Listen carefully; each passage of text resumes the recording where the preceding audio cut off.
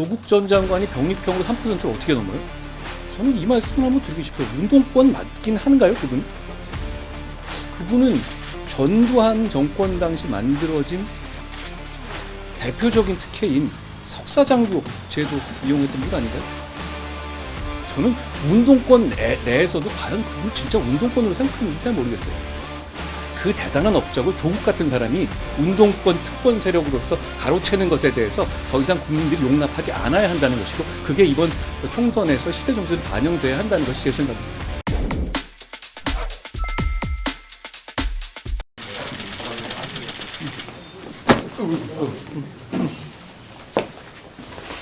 안녕하세요. 잘 쉬셨습니까?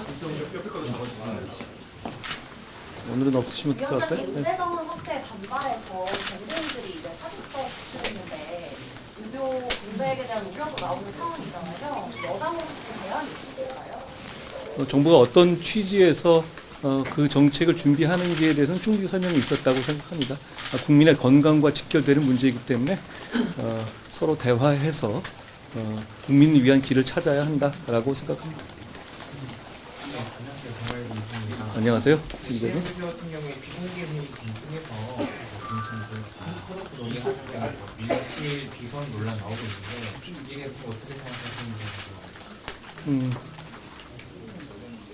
뭐 저희랑 비교한다면 저는 아직 오늘 발표될 내용을 보고받지 못했습니다. 저는 공천이 공정하게 이루어지고 공천이 어떤 외부적인 영향 때문에 왜곡되는 일이 없도록 막는 일을 하고 있습니다. 공천은 그렇게 이루어져야 한다고 생각합니다. 시스템에 따라서요. 그러니까 저는 뭐 이렇게 생각합니다. 공천이라는 것은 각 당이 갖고 있는 우수한 분들, 훌륭한 분들이 모여서 그 중에 한 분을 한 지역구에 제시하는 것이잖아요. 그러다 보니까 굉장히 여러 가지 욕망이 충돌하고 여러 가지 이해관계가 충돌하게 됩니다. 그걸 제대로 봐내는 시스템이 중요한 것인데요. 그런데 이때 대단히 중요한 것은 당을 이끄는 사람의 사가 들어가서는 안 된다고 생각합니다. 그게 들어가기 되게 좋은 구조예요. 그렇지 않겠습니까? 저희는 그러지 않고 있고 이재명 대표는 그러고 있습니다. 그 점이 공천의 결과에서 나타날 것이고 현명하신 국민들께서 잘 보고 판단하실 거라고 생각합니다. 안녕하세요. 국민의힘의 당 대표가 내정됐다고 알고 있는데 어떤 분을 만드시는지. 내정된 건 없고요. 제가 지난번에 말씀드린 것처럼 지금 현재 이 준연동제인가요? 이 기형적인 제도에 대해서 저는 동의하지 않습니다. 이런 제도 때문에 지금 민주당 계열이라고 부르겠습니다. 민주당 계열의 비례 공천 과정에서는 음험한 뒷거래가 난무할 수밖에 없는 겁니다. 종북으로 헌재에서 위헌 해산된 정당의 후신 정당이 비례 연합 등을 의 과정에서 15석 지역구를 달라라고 노골적으로 요구하고 있다라는 보도를 봤습니다. 그런 식의 협잡이 난무할 수밖에 없는 제도인 것이죠. 그러니까 조국 같은 분, 그리고 그렇게 진보당 같은 계열들, 그리고 창원 간첩단을 관련된 단체들, 이런 당은 저번에 말씀드렸다시피 아무리 민주당이라도 자기 이름으로 내세울 수 없는 비례 후보들입니다. 그런 사람들을 내세우게 하기 위한, 그러니까 그런 사람들과 같이 연합하기 위한 제도인 것이거든요. 저희는 그런 제도에 반대합니다. 그렇기 때문에 제가 이끄는 우리 국민의힘의 비례 정당은 플랜 B로서 그 제도가 시행될 수밖에 없는 방향으로 가고 있으니까요. 딱 우리 국민의힘이 제시할 수 있는 비례대표를 똑같은 방식으로 제시할 것이다 라는 말씀을 드립니다. 그러니까 그 비례정당의 존재감을 너무 크게 보실 필요가 없습니다. 그냥 우리 당입니다. 만들어질 당은 지금 우리가 생각하는 병립형으로서의 똑같은 결과를 내기 위한 도구일 뿐이다. 그런 말씀을 드립니다. 그러니까 그 당의 대표로 누가 오든 간에 제가 이끄는 국민의힘이 내려고 하는 비례대표를 내는 그런 도구 역할을 하게 될 겁니다. 그러니까 그 문제를 너무 그렇게 어떤 명망가가 딱 올 경우에 그 명망가의 철학을 반영한 어떤 비례대표 공천이 된다? 그걸 왜 그렇게 해야 됩니까? 국민이 그걸 바랍니까? 지금까지 우리가 지금 어떤 제시를 하겠다는 것을 계속 설명하고 기준을 말씀드렸지 않습니까? 저희는 그렇게 운영하지 않을 겁니다. 그러니까 우리의 비례공천 시스템은 간명할 겁니다. 우리가 하는 것과 똑같을 것이다. 그런데 민주당 계열이 하고 있는 비례공천은 도대체 뭐가 뭔지 모르는 복마저도 흐르고 있지 않습니까? 국민은 자기 표가 어떻게 쓰이는지 모르는 거거든요. 국민은 그 비례정당에 표를 줄 때 그 자기의 표가 통진당의 후신인 진보당에 15석을 주는 방식의 딜 용도로 쓰일 것이라는 걸 알고 주는 겁니까? 그렇지 않죠. 그렇게 복잡한 건 국민을 속이고 사기치는 겁니다. 자, 국민은 그렇게 표가 쓰이리라고 생각하면서 그 표를 주는 게 아니잖아요. 반면 우리 국민의힘의 비례공천은 그게 우리는 지금 병립형으로 가야 한다고 생각하지만 저희가 힘이 부족해서 지금 준연동제를 받아들일 수밖에 없는 상황이 되더라도 국민이 생각하시는 바로 그 방식, 우리에게 준 한 표는 우리가 제시하는 비례대표의 한 표로 들어갈 것이고, 공천의 기준도 우리 국민의 힘의 이름으로 비례공천을 할 때 하고 전혀 다르지 않을 겁니다. 우리는 민주당처럼 자기 이름으로 공천할 때 절대 내세울 수 없는 종북적 인사들, 조국 같은 인사들, 우리가 비례정당을 새로 만든다고 해서 그런 사람들을 내는 도구로 쓰지 않을 것이다라는 말씀드립니다. 우리가 내는 비례정당은 제가 책임지고 우리 국민의힘이 책임지는 비례 후보가 될 겁니다. 최선희 주민입니다. 안녕하세요. 그 조국 전 장관이 오늘 오전에 라디오에서 병립형제로 해서는 이제 본인이 당선 못 된다고 한 위원장님 발언에 대해서 병립형이든 연동형이든 한 번에 넘는 될 수 있다. 선거법을 잘 모르는 게 아니냐 이렇게 비판을 했는데 어떻게 보세요? 조국 전 장관이 병립형으로 3%를 어떻게 넘어요? 그거 아시지 않습니까? 그러면 조국 전 장관을 왜 민주당으로는 입당 못하죠? 서로 아는 거 아니에요? 아무리 이재명이라 하더라도 조국을 자기 당 이름으로 후보로 못 낸다는 것? 그거 알고 있는 것 아닌가요? 그리고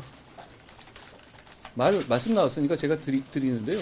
뭐 운동권 얘기하면서 운동권이 뭐 독립운동 또 이런 황당한 말씀 하셨던데, 그분이 늘 국민의 공감받지 못하는 말씀을 그렇게 하시는 분이니까 그게 새로운 일은 아닙니다만,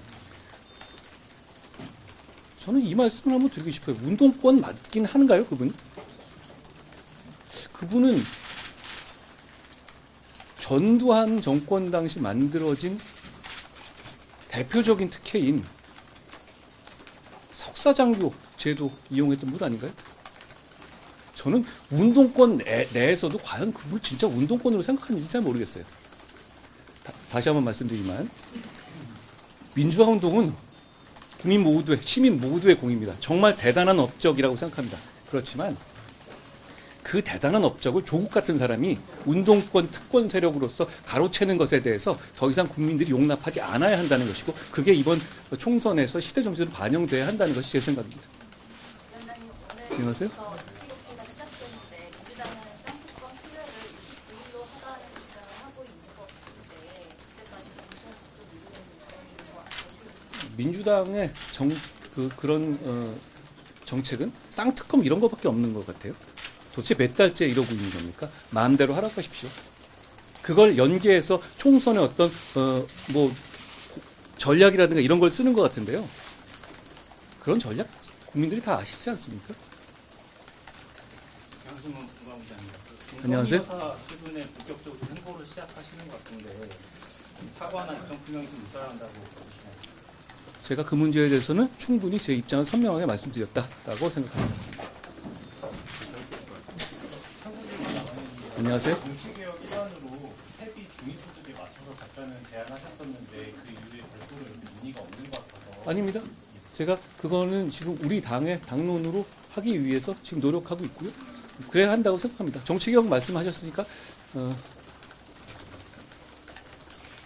그 개혁자들을 한 개혁신당에게 제가 한마디 하겠습니다.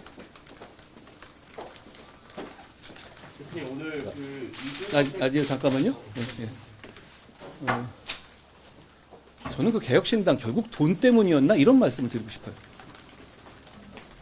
2월 15일을 기준으로 해서 국민의 피 같은 세금으로 보조금 6억 6천이 지급됩니다. 개혁신당에요. 큰 돈이죠. 그걸 위해서 하루 전날인 2월 14일 날 민주당에서조차 내쫓았던 양정수 의원을 영입했습니다. 당초 생각에 전혀 같지 않았던 사람들이 위장 결혼하듯이 창당한 다음에 그런 식으로 의원 숫자 잘 아시다시피 5명이 맞게 되면 6억 6천을 받게 되는 거잖아요. 하루 전에 맞추어서 돈 받아가는 거. 저는 이거 분식 회계를 해서 보조금 사기하는 것과 다를 바 없다고 생각합니다. 그래놓고 지금 일주일도 안 돼서 거의 이혼하려고 들지 않아요?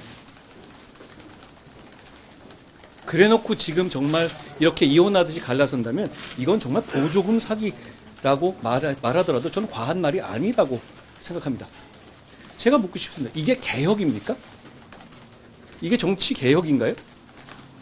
이건 기존에 있었던 이 대형 정당들도 안 하던 방식 아니에요? 창피해서 안 하던 방식 아닌가요? 저는 국민들께 이렇게 여쭤보고 싶습니다. 누가 정치 개혁을 하고 누가 개혁적인지. 첫 번째, 말씀하시는 세비, 중위소득 맞추는 것, 국회의원 정수 축소, 출판 기념회를 빙자한 정치자금 수수 금지, 불체포 특권 포기, 재판 기간 동안의 세비 반납 등등을 할 수 있는 것은 바로바로 실천하면서 약속하고 있는 국민의힘이 있습니다. 둘째, 이 모든 것, 이 국민들이 오랫동안 바라던 이 모든 것이 다 포퓰리즘이니까 안 하겠다라고 반대하는 민주당이 있습니다. 셋째로는 이렇게 거의 분식회계를 통한 보조금 사기에 가까운 일을 하고 있는 개혁신당이 있습니다. 누가 개혁적인 겁니까? 국민들께서 판단해 주실 거라고 생각합니다. 이제 이거 모실게요. 여기까지만 될까요? 아까 전에 개혁신당 말씀 주셨는데 실제로 오늘 뭐 대부수 의원 포함해서 개혁신당 내에서 정말 갈등의 목소리 나고 있는데 우리 당에서 어떻게 보고 계신지 좀 이야기 듣고 싶습니다. 알아서 하시면 될 것 같아요. 제가 충분히 지금 그 상황을 말씀드렸잖아요. 그러니까 그 정당에 대해서 내부 사정에 대해서 제가 내부적인 어떤 자기들끼리 궁중암투를 하는 것에 대해서 언급할 문제는 아니고 다만 세금이 들어갔잖아요. 6억 6천이 작은 돈입니까? 우리가 내는 세금이잖아요.